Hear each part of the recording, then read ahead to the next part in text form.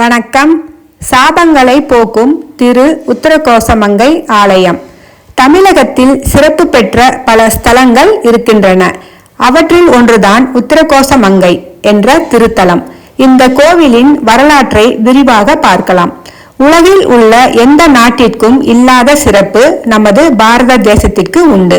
இந்தியாவை புண்ணிய பூமி, புனித பூமி, ஞான பூமி என்று எல்லோரும் அழைக்க காரணம், நம் நாட்டில்தான் பல்வேறு புண்ணிய கஷேத்திரங்களும் தீர்த்தங்களும் மூர்த்திகளும் உள்ளன.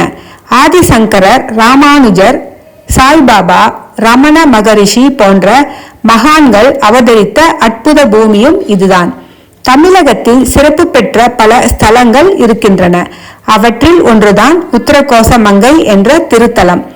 ராமாயண காலத்திற்கு முன்பு இருந்தே இந்த கோயில் சிறப்பு பெற்று விளங்கியதாக அறியப்படுகிறது. ராவணனும் அவர் மனைவி மண்டோதரியும் வழிபட்டு வரம் பெற்ற தலம் இது என்று கூறப்படுகிறது. ராவணனுக்கு திருமணம் தாமதமாகிக் கொண்டே சென்றபோது அவர் இந்த ஆலயத்திற்கு வந்து வழிபட்டு திருமண பேறு பெற்றதாக வரலாற்று தகவல் காணப்படுகின்றது. அதேபோல் ராவணனுக்கும் மண்டோதரிக்கும் திருமணம் முடிந்த பின்னர் புத்திர பாக்கியத்திற்காக காத்திருந்தனர்.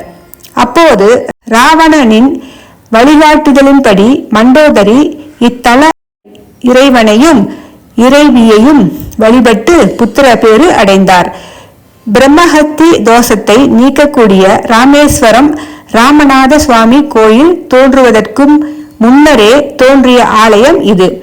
இதனை மண் தோன்றிய போதே மங்கை தோன்றியது என்ற சொல்மொழியின் மூலமாக அறியலாம். உத்தரகோசமங்கை என்று தற்காலத்தில் அறியப்பட்டாலும் இத்தலத்தின் முழு பெயர் திரு உத்தரகோசமங்கை என்பதேயாகும். திரு என்றால் அழகு மற்றும் சிறந்த என்று பொருள். உத்திரம் என்பதற்கு ரகசியம் என்றும் கோசம் என்பதற்கு சொல்லுதல் என்றும் பொருள்படும். மங்கை என்பது அம்பாளை குறிக்கும். அம்பாளுக்கு ஓம் என்றும் பிரணவ மந்திர விளக்கத்தை இறைவன் விளக்கும் இடம் என்பது இந்த சரியான பொருளாகும். அம்பாளுக்கு மட்டுமின்றி மாணிக்க வாசகர் அடங்கிய ஆயிரவருக்கும் பிரணவ பொருளை இங்கு இறைவன் உபதேசித்து உள்ளார். இந்த ஆலயத்தில் எழுந்தருளி இருக்கும் இறைவன் மங்களநாதர் என்றும் இறைவி மங்கள நாயகி என்றும் அழைக்கப்படுகின்றார்கள். எல்லா தலங்களிலும் இறைவனும் இறைவியும் சமேதரராக இருப்பார்கள். இங்கு இருவருக்கும் தனித்தனி சந்நிதியும் தனித்தனி விமானமும் ராஜகோபுரமும் உள்ளன. மங்களநாதர் என்ற திருப்பெயரானது இறைவன் தனக்குத்தானே சூட்டிக்கொண்ட பெயராகும். ராவணனுக்கு மங்கள நான் அணிவிக்கும் பாக்கியத்தை இத்தலத்தில் இருந்தே அருள்பாலித்தமையால் இறைவன் மங்களநாதர் ஆனார். மண்டோதரி புத்திர பேறு வேண்டி இத்தல இறைவனை நோக்கி தவம் இருந்தாள். பரிவு கொண்ட சிவபெருமான் அவளுக்கு புத்திர பேறு வரம் அளிப்பதற்காக இலங்கைக்கு எழுந்தருள எண்ணினார். அதற்கு முன்பாக தன் அடியார்கள் ஆயிரவர்களிடம் எனது திருமேனியை ராவணன் தீண்டும் போது இங்குள்ள குளத்தில் அக்னி தோன்றும் என்று கூறி மறைந்தார். பின்னர் இலங்கையில் எழுந்தருளிய இறைவன் மண்டோதரியின் முன்பாக சிறு குழந்தையாக உருவெடுத்து வரமளித்தார். அப்போது அங்கு வந்த ராவணன் குழந்தையின் அழகை பார்த்து அதனை தன் கைகளால் அள்ளி எடுத்து கொஞ்சம் மகிழ்ந்தான். ராவணன் தீண்டியவுடன் உத்தரகோசமங்கை ஆலயத்தில் உள்ள திருக்குளத்தில் அக்னி வளர்ந்தது. பிரணவ பொருளை உபதேசம் பெற்ற ஆயிரவரும் அந்த அக்னியில் இறங்கி கைலாயம் சென்றனர். ஆனால் இறைவன் அவர்கள் அனைவரையும் மீண்டும் அழைத்து அருள்பாலித்தார். இந்த ஆயிரவரும் இந்த ஆலயத்தில் உள்ள இறைவனோடு கலந்து விட்டனர். அதனை இங்குள்ள சகசரலிங்கத்தில் காணலாம். திருக்கோவில் குளத்தின் கரையில் வேதாகம சுவடிகளுடன் கோயில் கொண்டுள்ள மாணிக்க வாசகர் தனி சந்நிதியில் வீற்றிருந்து அருள்பாலிக்கிறார். முற்காலத்தில் இந்த பகுதி இலந்தை மரங்கள் நிறைந்த காடாக இருந்தது. ஆலயத்தின் தல விருட்சமும் இலந்தை மரம்தான். இங்குள்ள இலந்தை மரம் பல நூற்றாண்டை கடந்தது என்று கூறுகிறார்கள்.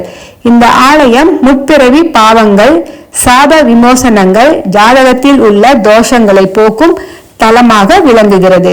சிவன் கோவில்களிலும் சிவ வழிபாடுகளிலும் சிவபெருமானுக்கு தாளம்பூ படைத்து வழிபாடு நடைபெறுவதில்லை.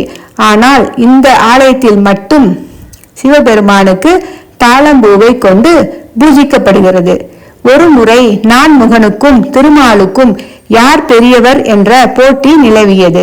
சிவபெருமான் அக்னி பிளம்பாக உயர்ந்து நிற்க ஒருவர் அடியையும் மற்றொருவர் முடியையும் தேடிச் செல்வது என்று யார் முதலில் அடியையோ முடியையோ பார்த்து வருகிறார்களோ அவரே பெரியவர் என்று முடிவு செய்யப்பட்டது. பிரம்ம முடியை தேடியும் விஷ்ணு அடியை தேடியும் புறப்பட்டனர். அப்போது ஈசனின் முடியில் இருந்து பல நூற்றாண்டு காலமாக தாளம்பூ ஒன்று கீழே வந்து கொண்டிருந்தது.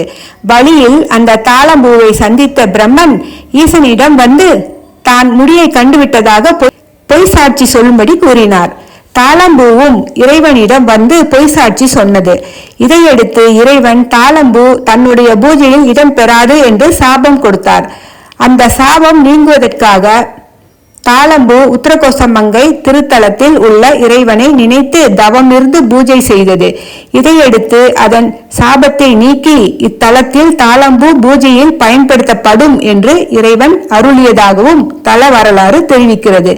இங்குள்ள நடராஜர் திருமேனி மரகதத்தால் ஆனது. இந்த மரகத திருமேனியை மார்கழி மாதம் நடைபெறும் ஆருத்ரா தரிசனத்தின் போது மட்டுமே காண முடியும். மற்றபடி வருடம் முழுவதும் இந்த நடராஜர் சந்தன காப்பு அலங்காரத்திலேயே காட்சியளிப்பார்.